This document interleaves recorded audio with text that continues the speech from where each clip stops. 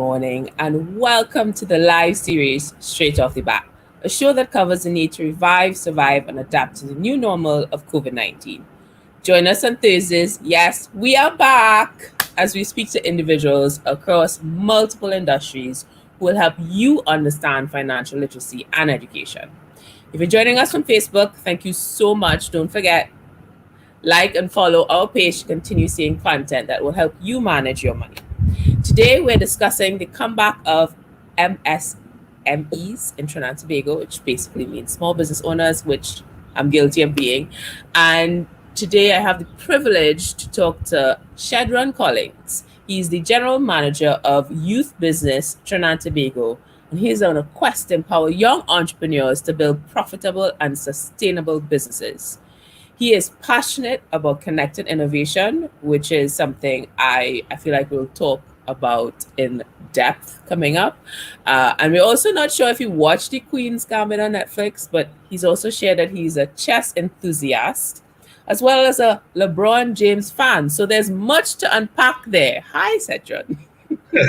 Hi, Pauline. Thanks for having me. And good morning, everyone, whether you're on Facebook, YouTube, or wherever you're streaming it from. Awesome. So give us a little backstory about how you got into where you are right now, because you've been at the Youth Business Trinidad and Tobago for 12 years. Where did that passion start? Why did you get involved? I would have to say my grandfather ran a mini mart, right? So even from then,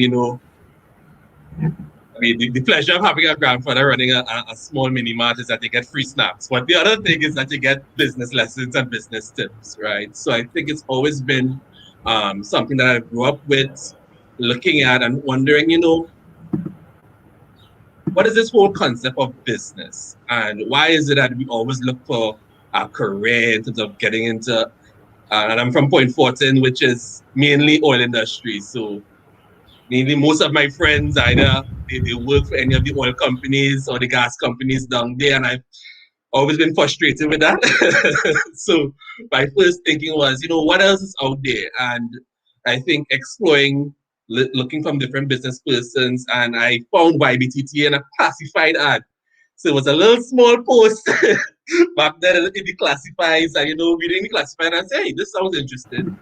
And I've always been one to always look at giving back as what is me, my purpose, right? So besides being a chess facilitator,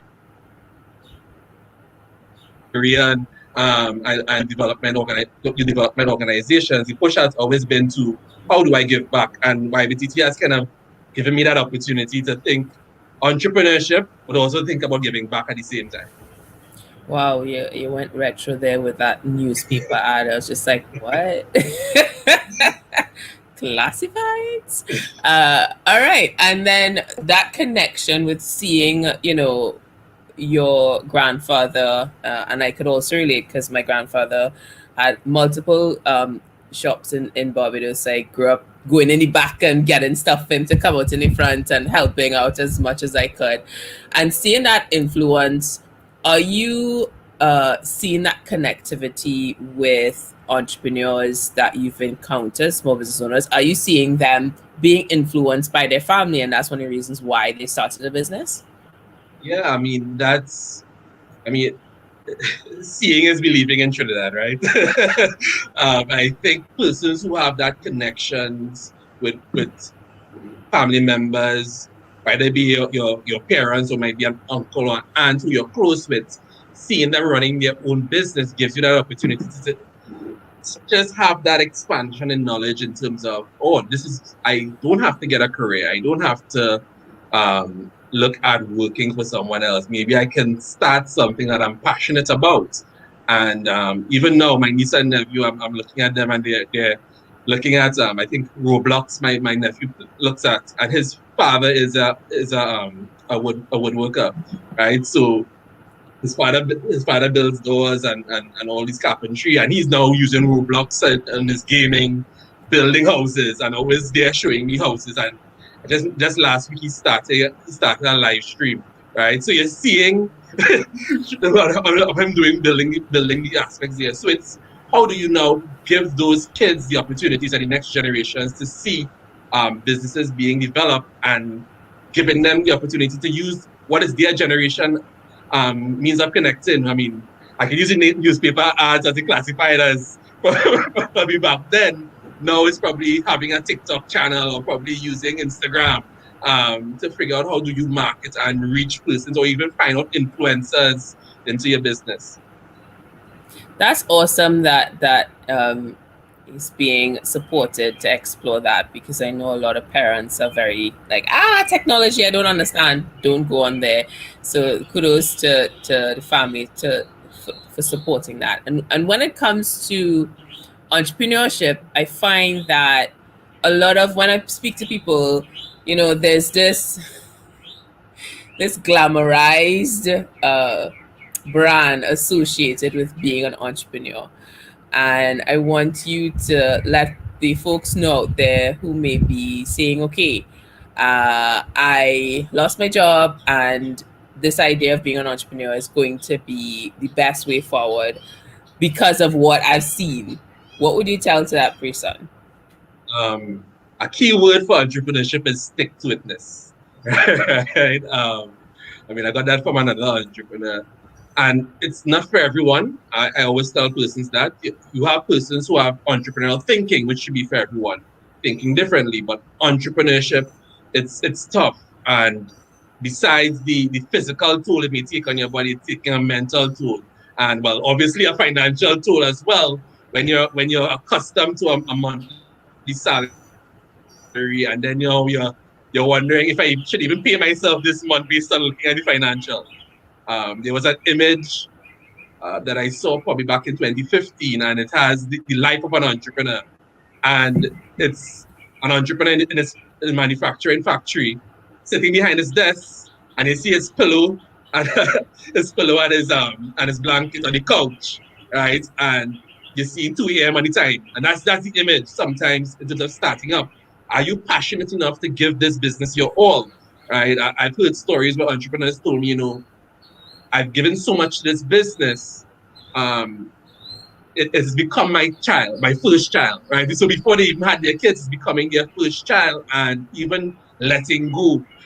When your child has a boo boo, you want to take care of it, and you make sure that you're going through all of this. And could you see yourself giving up that time and having that passion with something that you now own as a business? And that's really what entrepreneurship is about. Sleepless nights, sometimes heartaches, because they always say 9 out of 10 businesses on their first try fail.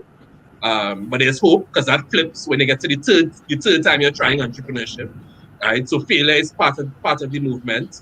And it's really understanding, am I passionate about this business enough to give it my all? I can relate on so many levels, and it's it's not for the faint at heart, because people go, "Oh well, it's so great that you have your own time and you manage your own time." I'm like, no, my time is not my own; it's still my client's own. They're still able to. They're my bosses. So this idea of you not having a boss, it's relative, and then the balance of, if you have responsibility, is also extremely important when you have a salary coming to you every month. And support And as well, because yes, that's another issue. Because I mean, I talked about liking LeBron James and chess. The thing about chess is that you're playing a kind of solo game, and everybody's watching you playing chess, but they're not understanding what you're making this move as you're thinking 8 moves ahead. Same thing happens with entrepreneurship. You're seeing the vision of this business in 5 years, and people are seeing the business now, and they can't connect, right? So that's all part of the journey. Shedron, I just met you and I feel like you've known me for a long time, because I feel like you've been in the room when I'm trying to explain to my mother what I do, because it's 10 years later and she still doesn't know. And support system is so important. And I want to talk about that in the context of the theme of this show, which is the comeback of, the MSME, because coming back out, food has been a huge part of our culture, is a huge part of our culture. And the idea of July the 19th, 2021 will be put in history books right? Of food coming back out. And there are a lot of individuals who would have had a business that didn't survive, and to be in that position of what do I do next? What would, first of all, let's talk to that person. What kind of advice would you give to them to ensure that it's a mental health conversation as well? What's your take on that? I mean, I think this is where your support system comes in. And it's the support system that you have, but also the support system that you may need to get. And it's thinking along those lines as well, whether you can find a mentor, or you can find someone who's been through something similar in terms of their business failing and what did they do. And might be just someone to listen at a point in time. Because at this point, we've seen entrepreneurs kind of take a sit back and try to figure out, did I do something wrong? Was it something wrong with the business? Or was it something totally out of my control? And you're now thinking through, what could I have done better? So it's, first of all, is to sit back and have a conversation with yourself and a conversation with your support system.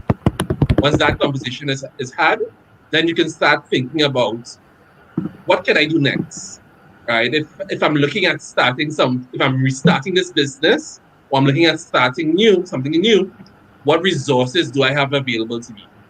Right? Or what resources do I need to get?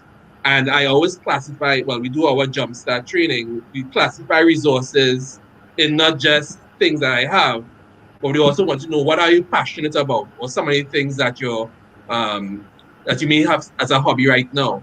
Who's in your network, right? So reaching out to your network, figuring out who's there to support you if you're looking at rebuilding a business, a different business. You might be a business partner in the mix. Thinking along the lines of, what skills do I have, right? And then you think about, what resources do I have? Financial, it could be technology. It could have been, I was a chef before in a restaurant, and now I have to pivot to doing a chef own podcast, right? Because I have a friend who has this streaming service, and he's allowing me to do it, and I can start something from there. It may just be that, hey, you know what? I may need to get a temporary job to build up some capital that I need to get started. So it's really now thinking first, where am I now? What resources that I have, and what's next to me on my entrepreneurial journey. That point you brought up about mentorship and just mentors in general, based on what I've experienced, it's not something we culturally do. We also had Dr. Hussain on the Straight Off the Back series a couple shows ago, and she brought that up because we're talking about women in business and where do you go to, because a lot of the times we talk about LeBron could look up to Michael Jordan. There's an example for you to follow, and that's so important. But as an entrepreneur, where do you go to get that mentorship, but also to actually click in your brain, because you've never had sort of that behavioral pattern to ask for help, because asking for help, I'm guilty of it. I'm horrible at it. So it's a combination of, where do I go? And when I find out that this is possible, how do I shift my mindset to be like, you're not a failure because you asked for help? I think it's first defining what kind of mentorship you need, right? And it's really a matter of, first of all, where do you go? We have a mentorship program attached to YBTT in terms of what we do. So shameless plug there. But also thinking about what type of mentorship I need, right? And, when you talk about coaching, consultancy, there's so much gray area between what the definition is between having a mentor. We have an online world, so sometimes you might just be reaching out to someone that you see on LinkedIn, on Facebook, just to ask them a particular question. You'll be surprised how much people are just helpful enough, just if you have a question that they may want to give you that answer. Mentorship is separate from apprenticeship, which is really learning from someone on a skill. What a mentor does is really help you kind of listen. Well, first they listen, right? And they help you filter your thoughts in terms of what's coming out. The mentor isn't there to give you the answers, because what we've seen is that a lot of entrepreneurs already have the answers. They just need someone to act as a sounding board, that they can hear you and actually put your thoughts in frame, because we've had a lot of entrepreneurs say, I mean, when I had my mentor, we actually talked nothing about business, right? From the mentor, they recognized that I had so many ideas and I wanted to implement them all at once. What they helped me do was put things in a structured way, right? So a mentor, it can be anything. It's first identifying what mentor do I need and what support do I need right now. And there's no limit in terms of mentors that you may need at a particular time. You may need 4 different mentors for different things. During COVID last year, we adopted the Alcoholics Anonymous model of mentorship, where we had a mentor with 5 entrepreneurs just having that conversation and became a support group. Because at that point in time, when your business is in hibernation, all you really want to speak to are people who are having that same problem that you're having, right? And figuring out what can we do. And the mentor is just there facilitating the conversation and hearing what each other, and it can be peer to peer. A mentor doesn't have to be someone who's done it before. It can be someone who's going through what you're doing right now, and someone to bounce off that idea. So you can think about, let's broaden the spectrum of what mentoring is, and at its core, it's really support. And what support do you need is the answer. What mentorship you need. That is some great points, and I definitely can support the outreach on LinkedIn, because I have used LinkedIn not just for clients, but also, reaching out to people across the world who've responded to me, including people who work at LinkedIn. And that support system is there because everybody's connecting right now, and take advantage of the technology we have. And you mentioned something about all these ideas, which I think we in Trinidad and Tobago are so guilty of, because I see it in their LinkedIn profile titles. We are everything, and we want to be everything. So I want to address that as one of the trends after the break, because I want to really pinpoint, as people are trying to figure out the next steps, being overloaded, especially information age, it could be easy to be distracted as to what your next steps is. So I want to be able to pick your brain on that. So we're going to go on a break and we will be right back.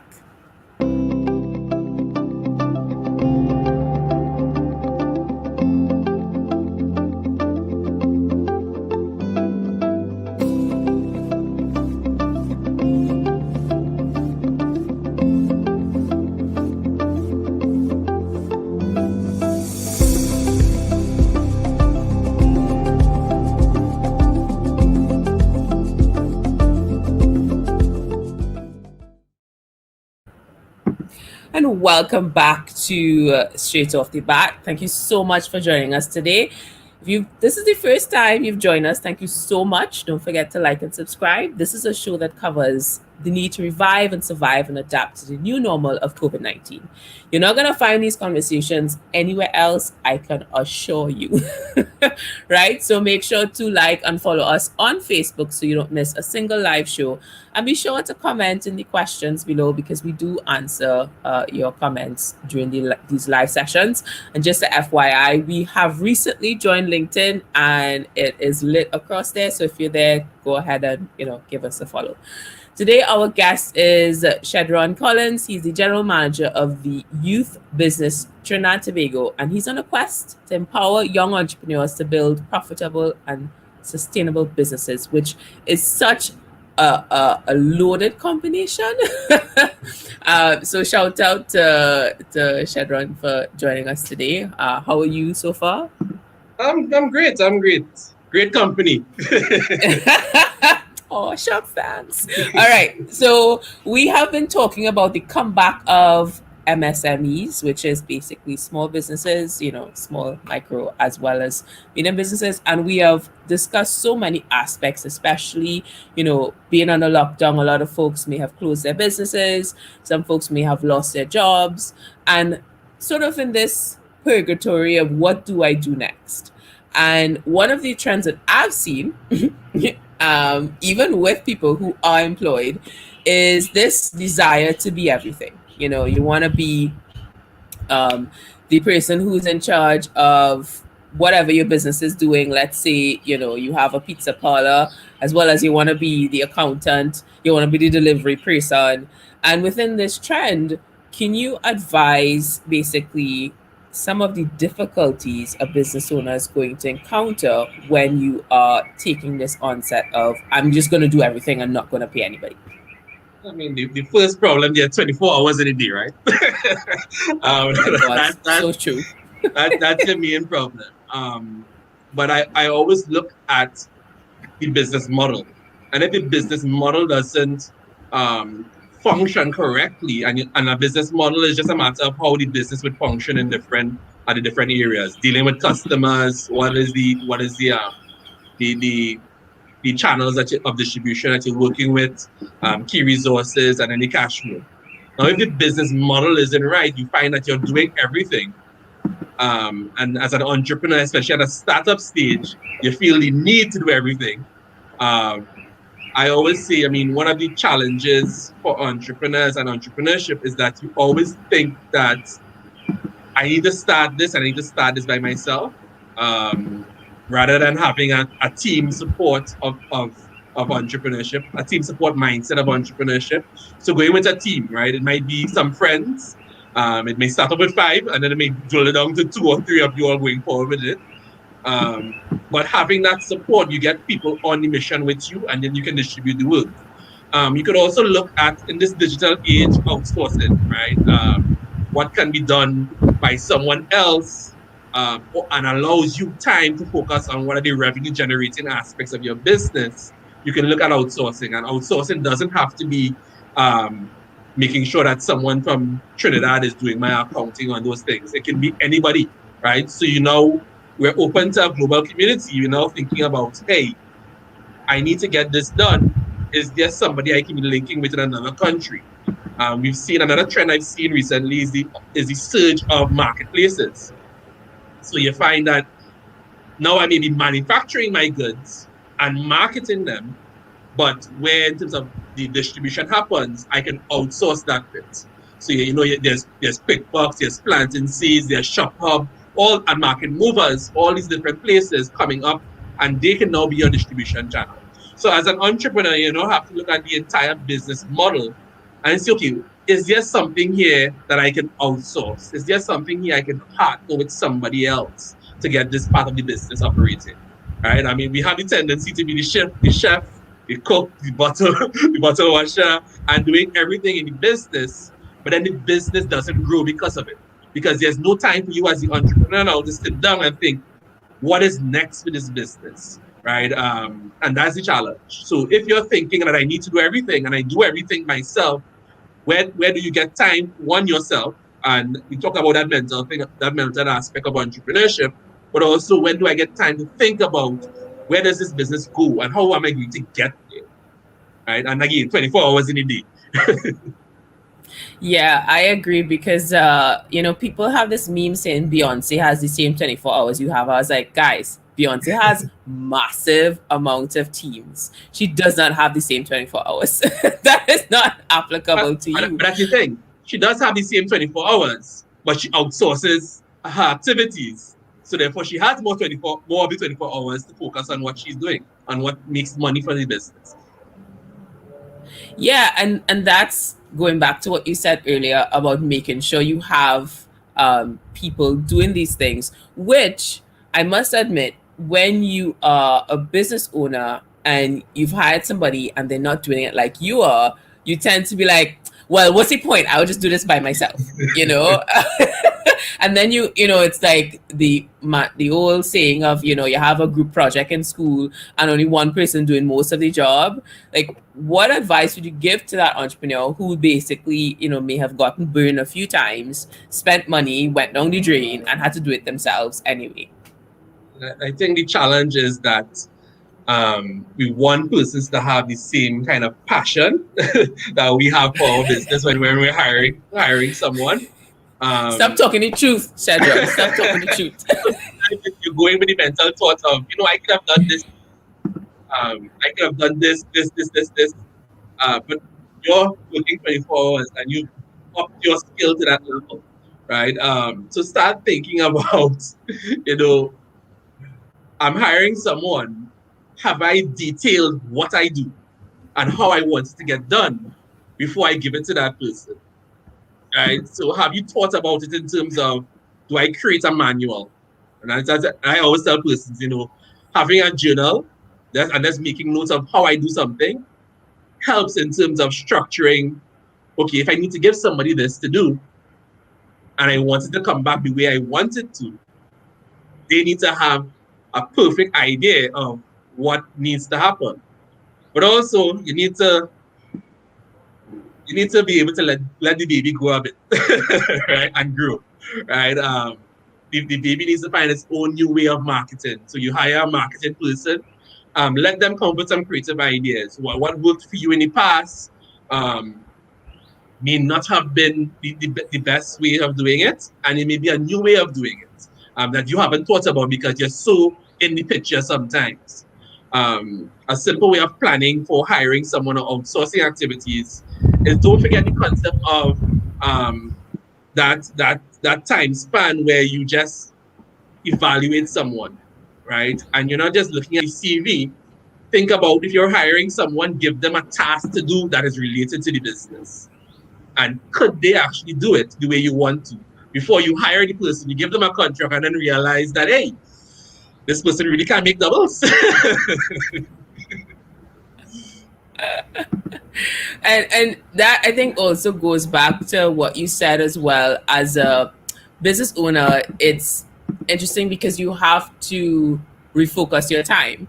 And now, instead of, maybe focusing on the business, like in the context of my business as an agency owner, I like to create content, but no longer is that going to be my main job, because now I have a team that does it. So now I have to focus on making sure the people I hire actually aligns with the team. So it's a lot of HR as well, which is not something that I necessarily want to do, but now I have to. And the evolution of what you want to do and what you have to do, what advice do you give to an entrepreneur who may be balancing that straddle of, well, I didn't get into business to do this, but you have to sit down for 3 hours with the accountant?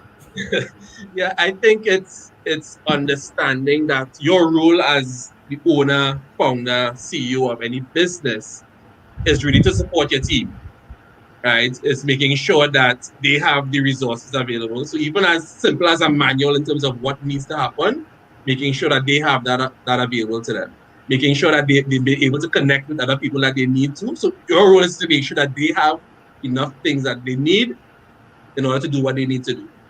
Now, stepping back and focusing on what you're good at in the business, right? So defining what is your role, what is your passion within the business, and that's where you may actually focus your attention and outsource the other aspects. But outsourcing doesn't mean set it and forget it, right?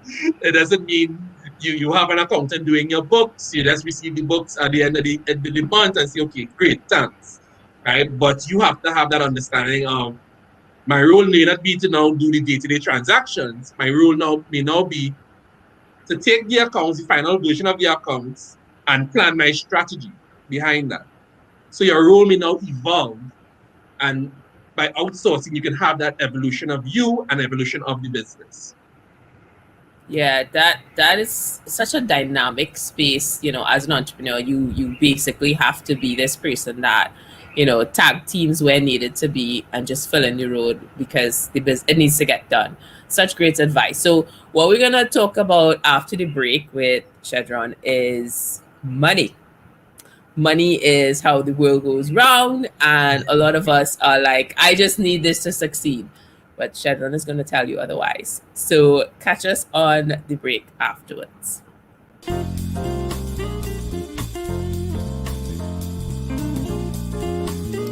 But that was like my first experience with money. Very, very first experience. I've been in banking since I was a teenager.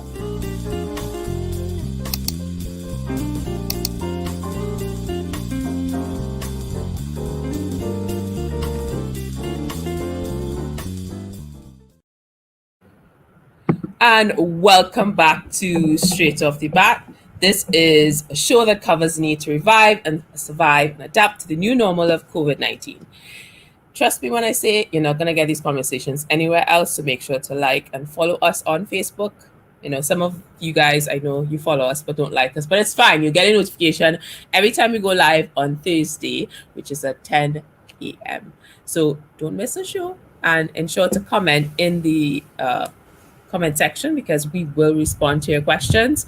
And recently we joined LinkedIn, so head over to LinkedIn page to learn more about Bankers Association of Trinidad and Tobago.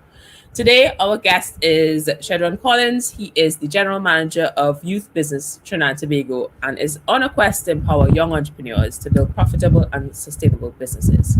And as we know, if you want a profitable business, money is involved. And a lot of us think we just need more money to be successful. What say you to that, Shedron? I mean, we could always use more money.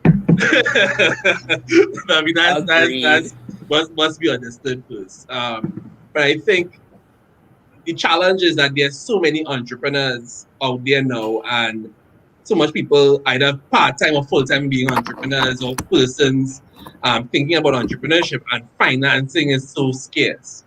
So as an entrepreneur, you have to start to think about, okay, what can I do, right? I may need money to do something, but is there a possibility for me to barter and get something done, right? As opposed to, in the first instance, just paying for it. So you have to start thinking about what strategies can I use to get financing. I mean, people always say, the banks aren't funding entrepreneurs, and my take is that the banks aren't made to do that, especially at the startup level, because entrepreneurship by stats is so risky, right? And at that beginning level, at a startup, is so risky. We have to start thinking about alternative revenues. I mean, you could go to families and friends, but we talked about them not understanding the vision of a startup to where it needs to be at 5 years. We've seen entrepreneurs build a business in order to get funds to start another business, right? So is there anything that you can taper down from that aspect? Does your business model need to be tweaked a bit so therefore that you have more cash coming in, right? And that might be changing the dynamics of the product. It might be creating another revenue stream so that you have more cash coming in. But I'm an advocate for investor funding for entrepreneurs. The challenge is that entrepreneurs ready for investment and understand what does investment mean, but also does the investor climate allow for that startup entrepreneur to access that investment. We've seen models across the globe about the tech giants growing up for own investment. I give people the example of Netflix. Their first few years, they were just running in the red, and it's just investments alone that kept them afloat. But we don't have that model locally here. And that's the challenge. So you're going to have to now overcome that challenge. That's where the true entrepreneurship lies. Could you now prove to an investor that you're investor ready? I mean, one of the top things that I always tell entrepreneurs, do you understand your finances? Do you even know the words of your business? So a lot of them are like, I mean, yeah, I'm ready for investment. But what is the value of your business? Right? And do you understand that aspect? And if I'm buying 20% of your business, what is that equivalent value to? So there's a lot of training going into that and that aspect. I mean, a lot of the accelerator programs, incubator programs in Trinidad now focus a lot on that, but there's still a limit in terms of how many investment funds are out there. You're gonna have to get. I mean, we do a bit of loan funding at YBTT. And it's more for investment funds. But we even had challenges on our end in terms of finding enough funds that entrepreneurs need, but also being able to give them that fund and be repaid that funds as well, right? Because it's a risky business that we talked about. So you're going to have to start thinking. We've had entrepreneurs, especially there's so many competitions globally where you can actually submit business plans, win money, win grants. So are you involved in those aspects? Export TT has their TAG grant in terms of exporting. So do you know enough about the financial sector in terms of opportunities for funding for entrepreneurs? We've had entrepreneurs who totally funded their startup through competitions by entering every competition as a pitch competition and getting small bits of money growing from there. So it's a challenge. We haven't cracked the answers yet. But if anybody has, I'm open to discuss. Like I said, it's connecting. You can use my Facebook page, my LinkedIn, and connect with me from that aspect. You mentioned some words there that has been popping up, especially with technology and this sort of explosion with entrepreneurship, which are accelerator and an incubator. So can you explain to those out there, aka me and our viewers out there, what exactly are these two words and why is it important for your business to apply for these things? I think, remember we talked about support as being one of the key elements for an entrepreneur in their startup and in their business phase, right? Incubators and accelerators offer you that opportunity to get that support. In the true aspect, for me, an incubator is someone at a startup or early stage. And it's just as it says, you're incubating an egg, right? In terms of that early stage, helping it grow through its startup challenges, just understanding the business model, understanding where is the growth pattern. So this is probably where you're now creating your first business plan. You're dissecting the idea and making sure, okay, is this idea a great idea? Or is it an idea that can generate enough funding for the business? So not just thinking about, yes, this is something that people need. Is it something that people would be willing to pay for? Is a question that you may have to ask, right? From taking it from an idea to a business. And that's what an incubator is, giving you that time to actually grow and develop that egg, right? At an accelerator level, you're now probably a teenage chicken, I guess. We're calling it in between. You're not a chick. We're probably not a chicken as yet, right? You're in between, and you're now figuring out, okay, I had the foundation mapped out, but I want to now, and using it to accelerate my business. How do I get it to grow faster, right? So you're now thinking about, should I outsource these things? And you're now looking at tweaking the business models. You've had your foundation of the business model. You're now looking at tweaking. You may now trying to establish your brand, right? You're now connecting with persons globally. So you're now even thinking about exporting and doing all the checks and balances that are required for me to export. So you're now starting to think about, at an incubator level, the egg hatch, right? Now you have to kind of be on your own a little bit. The other support programs that you could to go to. And at the accelerator level, you're now thinking about, this is where my business is at. What is next? How do I now plan for the next 5 years? I've now firmed up my business into operating now for 3 years. Thinking about how do I go a long haul. When it comes to these different elements, because you're at different stages with your business, a lot of us think that money is going to solve all these problems, and maybe the incubator and all these learnings aren't necessarily for them.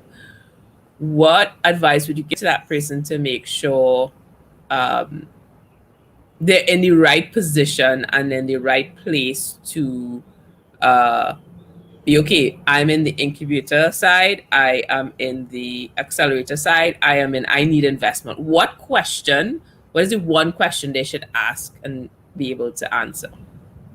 I think each incubator and accelerator is different and offers different things. So for each of them, going through and dissecting what the incubator has to offer.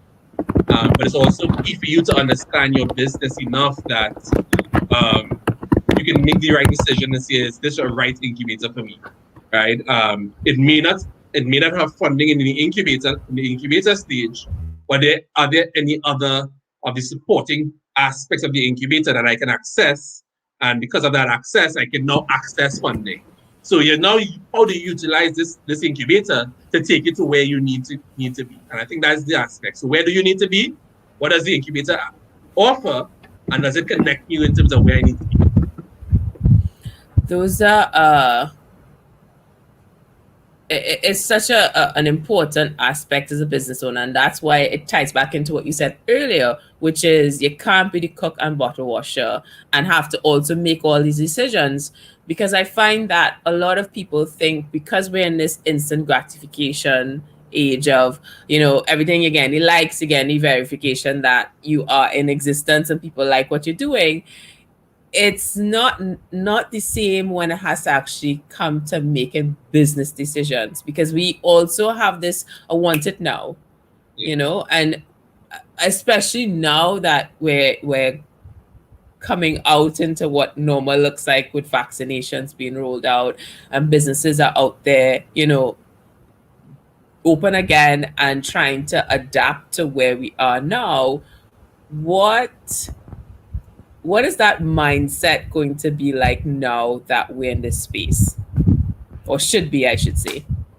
Um, I guess it's always thinking about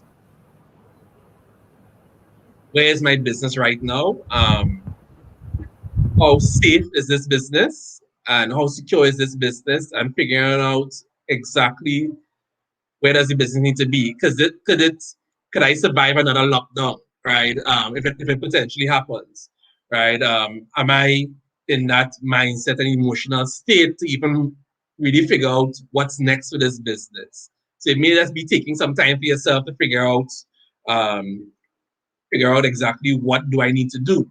And it's now about thinking about, I have this business. Is there an exit strategy I should be planning just in case? What is my outermost limit? In our training we call it your most affordable loss. And affordable loss is not just financial. Affordable loss is also dealt in terms of time, right? How much time am I willing to give this business before I may have to pivot to another business, or I may have to now hibernate for a while, do something else, and then come back to the business. I mean, there's a quote that I use from one of our other entrepreneurs. Again, I mean, for me, I just steal quotes from our entrepreneurs. That's my job, right? Learning from their experience. You have to love your business, but don't be in love with your business.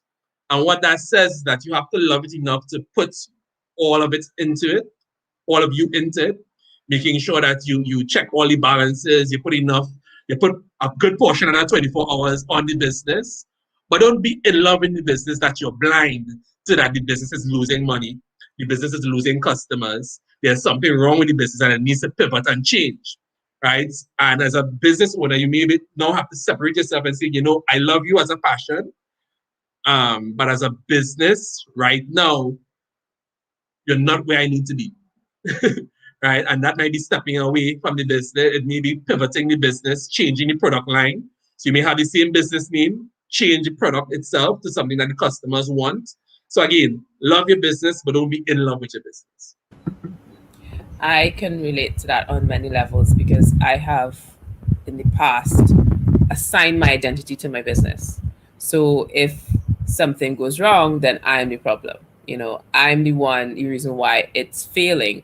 But it's such a complex situation. And you mentioned this earlier as well, which is the mentorship is so important to have, because a lot of the times entrepreneurs have this downfall of everything's up here. So it's like, you know, it's gonna be a disaster. Nothing's gonna make sense. I just lost all this money. I'm a failure, and it's so important to have that mentorship. So for those who may have just been joining us, can you share with people out there where they can find mentors? Different programs. I mean, we talked about either connecting with them on your own. You can look at all the different incubator programs. So YBTT, our Jumpstart program, we provide mentorship inside there. We provide some mentorship in the Accelerator program as well. I know Career has their program and they provide mentorship as part of their program as well. So there's incubator programs that you can join, and it doesn't have to be locally because you can now search for incubator programs globally. Most of them are virtual, so you can now have access to global mentors. I mean, part of your job as an entrepreneur is become a Google searcher by trade, right? Looking for all type of support that you can get. So just as much hours that you're spending on your financials, looking through your financials, how much time are you spending in terms of researching, in terms of what support is out there? So Google Searcher, I mean, YBTT, as again I said, we do have mentors as part of our incubator program. I know other programs have mentors as part of it, and it may be advisors, right? It may be just somebody that's isn't a long-term relationship you're looking for. It may just be someone to sit down with you and give you advice. Intellectual property office, if you're looking for someone that's to kind of give you advice in terms of hey, I have this idea. How do I protect it? Or what is a trademark? What is copyright? Understanding these things, you may look for a mentor, you may look for an agency that can support you and give you that answer. So as much as possible, part of your network as an entrepreneur is not just your suppliers, your distributors, it's also the entrepreneurship ecosystem and the support programs out there, right? So build your relationship with them. I know when I think you had Ravi on, Ravi spoke about banking sector is about relationships, right? So it's relationships that you actually develop with everyone, not just the person who's buying and selling from you or who you're buying and selling from, but start thinking about people there to support you and the ecosystem that is there. Are you talking to the different chambers? Are you a member of the different chambers or the associations? Because within there, you're finding like-minded persons who have been on the journey as well, and you can even learn from. Such great points, because when we think about, like Apple and the Steve Jobs of the world, and you think about Star Wars and the director behind it, but all those people, even the Steven Spielbergs of the world, have massive teams, have massive ecosystems that allow them to be where they are. Because a lot of times when the story is being told, it's being told from a singular perspective. It's not giving you all the little, nuances of being up at 12 o'clock at night with an entire team getting the work done. And I think that's so important for entrepreneurs to be reminded of. You are not alone, and you should not be alone, because it's a huge task ahead of you. And I want to talk about that task after the break, because with your experience of over a decade within the small business training, and seeing all these businesses start from small and growing, there's a wealth of experience that we want to pick your brain on, because the reality of coming back out means there's going to be changes. We want to find out what that will look like. Maybe you can be a futurist. So catch us on the break. We'll be right back.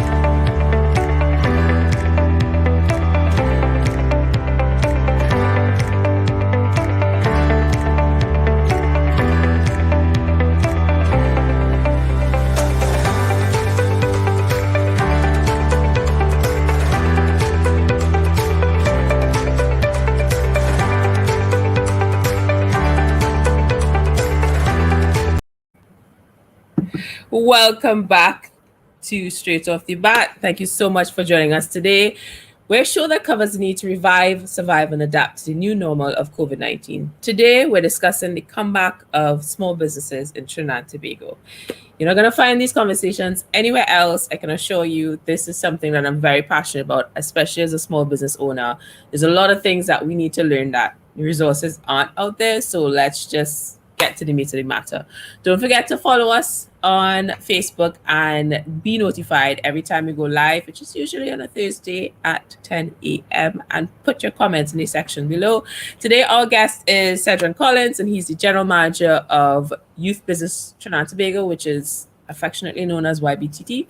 And we're here discussing the dynamic of being a business owner, being an entrepreneur, especially within the Caribbean, which is so unique.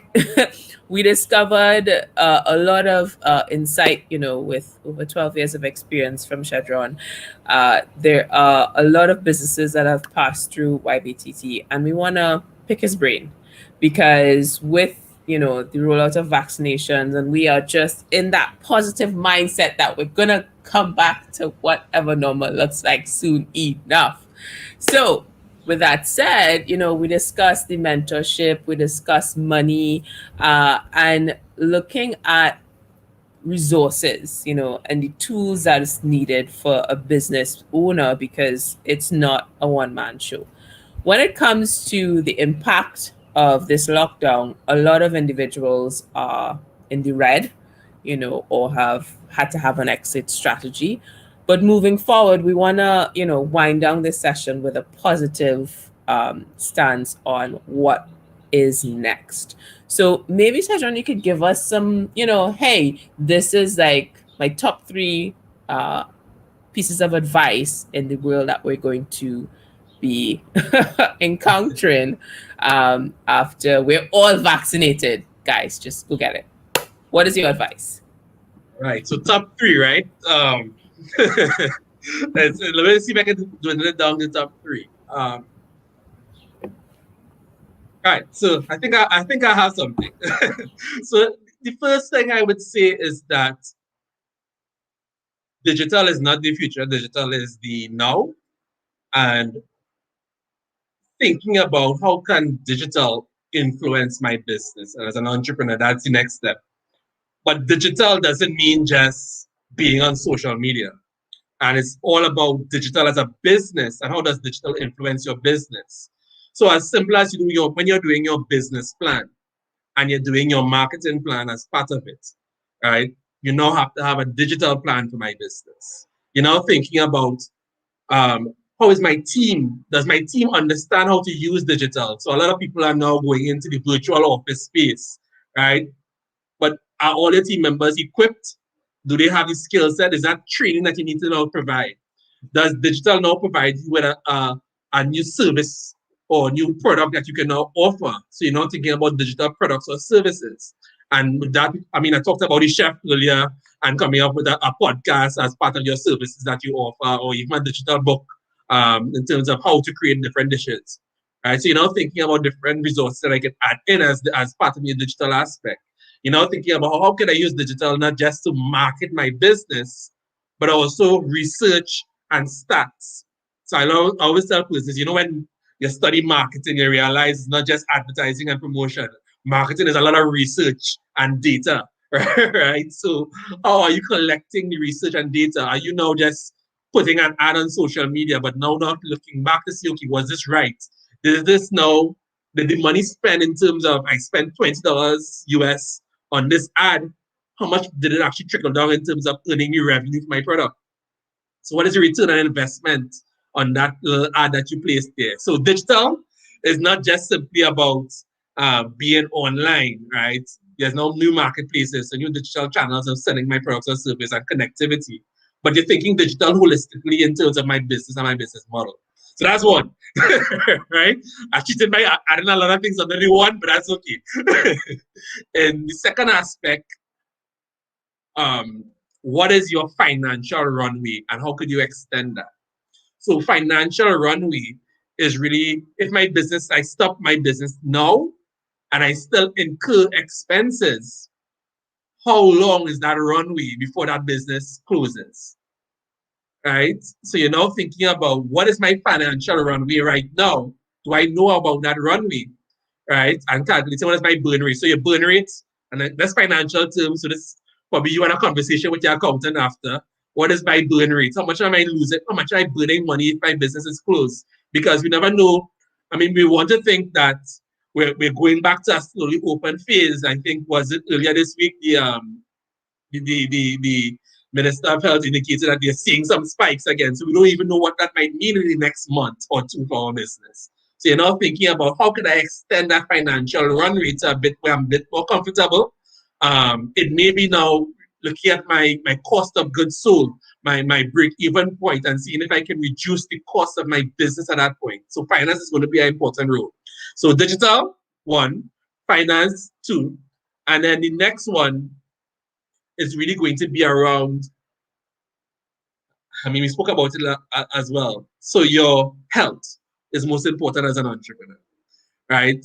That is your physical health. So take part of that 24 hours and probably as the restrictions remove, get running outside and get some jogging in. It will help you clear your mind. And as you spoke about that, part of your health is also your mental health, right? And we spoke about mentors being a key aspect in that as well. So take some time. I mean, a lot of our entrepreneurs took up yoga or just took up some time to meditate. Just to kind of think not non-business and kind of clear their head a bit. Because only when your head is clear and your mind is clear, you can now see where the future of this business can go. So when you think about health, think about both physical and think about both mental health as well, right? So that for me are your top 3 things. Going digital, not just promoting on social media, but actually using digital as part of your business. I mean, Internet of Things, the AI, the visual aspect of things. Looking and see if any of those Bitcoins or blockchain can be implemented as part of your business. Payment systems, finance, making sure that you can extend that financial runway. And then in your health, looking at both your physical and mental health. So those are my top 3 advice in terms of if you're starting a business, if you have a business, or if you're just that this business is driving you crazy right now, what you can start thinking about moving forward. And I would add to your digital conversation because that's my space as well. And the idea of a personal brand has to evolve in entrepreneurs' minds because your fingerprint is not just your business website. It's you as a brand because people buy into people. And that means creating a story about yourself that's associated with your company. And it's so important that I find a lot of people don't separate the two. And the data will show you, we will always engage with human faces. It's factual. So you just have to figure out a way. You might be afraid of the camera, but sorry, as an entrepreneur, you're going to have to just get over yourself. And the financial... Just to add to that, Pauline, just because when you're thinking about digital spaces now, we're basically all in that same classified ad, right? So everybody's now advertising on different social media platforms. So we're on the same platform.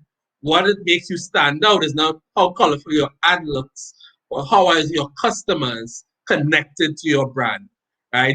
With your customers vouch for your business, and how do you get that brand story? So telling a lot more folks about how this business was created when it was small. I mean, on our website, you will see the A&J story. They started in front of a table with a table selling ice cream, right? And then you have different entrepreneurs starting from that little scratch, in the ecosystem to now becoming big businesses, right? And we're thinking along those lines. So what is your brand story, right? How did you start? And that's the questions you want to ask yourself. That's awesome. Their story is also one that's so amazing. The NJ ice cream. They've built something on. I mean, I spoke to them in depth using Instagram, and their story is so cute as well because they are a husband and wife duo that is and a story that we can invest in because we invest in their story, and then the ice cream is this ice cream tastes good, even better.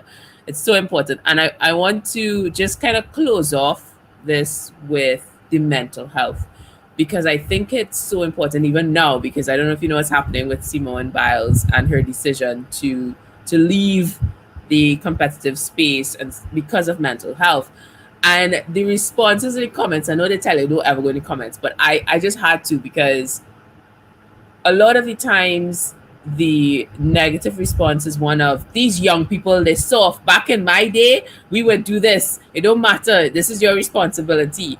And I want you, Shedron Collins, to apply that scenario from an entrepreneur perspective, because we tend to think, well, you know, the baby boomers, my parents would be like, well, okay, so you had it hard. You think you had it hard? I had it worse than you. I didn't even have shoes and I had to hold 2 buckets and I had to walk 5 miles. And you're not able to have that mentor conversation with the people around you. So what advice would you give to entrepreneurs if the world is telling them, well, you're just being soft? Mental health is just a catchphrase.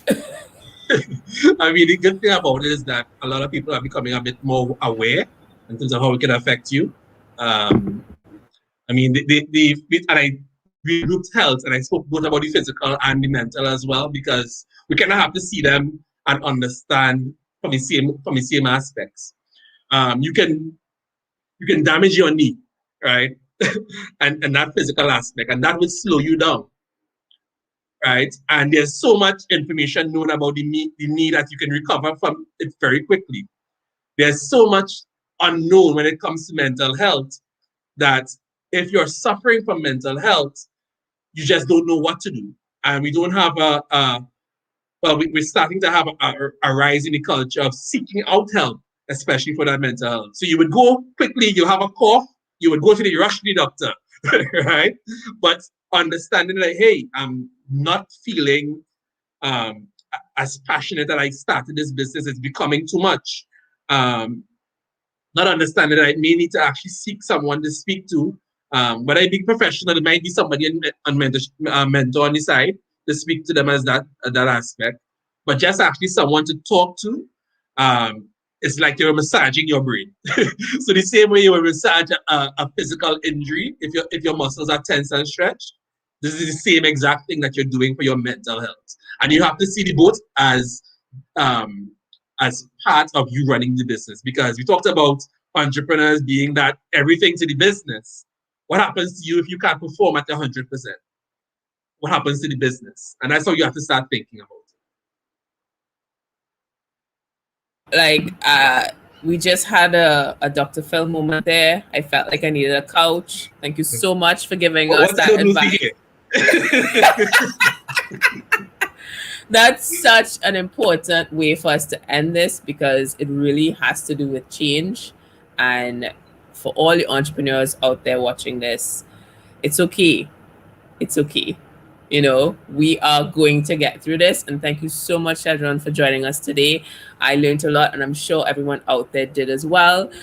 If you are just joining us, make sure to like and subscribe. We are so elated to have covered the points that we did today, and we learned about what it's going to be like going back out there, all of us getting vaccinated and making sure that we are back to whatever normal looks like. Join me here on the 12th of August at the same time, which is a Thursday at 10 a.m. We're going to be joined by Natalia from GMMB, and we're going to discuss banking tips for SMEs. And as a business owner, you want to catch in this, because a lot of times we learn things after the fact. So join us and make sure to tap into the comments to sign up to learn more about events. Thanks again for joining us for this episode of Straight Off the Bat, and I'll see you next time. Bye, guys.